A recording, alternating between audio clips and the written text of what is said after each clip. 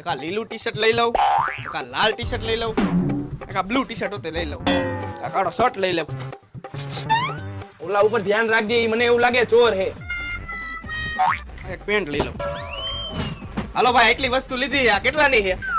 3000 રૂપિયાની. કાઈ વાંધો નહીં, પૈસા દઉં, તમે આ થેલીમાં નાખો. એટલે અમે કોઈને મફતમાં નથી દેતા, તારે એના અલગથી પૈસા દેવા પડશે. લા ભાઈ, મારા ખાતામાં ખાલી 3000 રૂપિયા છે, તો મારે થેલીના પૈસા કેમ દેવા? અને આ હું કપડા હાથમાં લઈને જાઉં તો હારો નો લાગુ ને? થેલી લઈ આવ ઘરેથી, કઈ હું મારા ઘરના પૈસા નાખીને તને થેલી નો આપું. અરે ભાઈ, ઘર તો મારું બહુ આઘું હોય અને ઘરેથી થેલી લઈ આવવામાં ટાઈમ એટલો લાગશે. અરે મારે બીજું કઈ નથી આંબરું, તારા ગીચામાં હોય ને બધું કાઢ, પણ તું મને થેલીના પૈસા દે. આ ઉભો રે.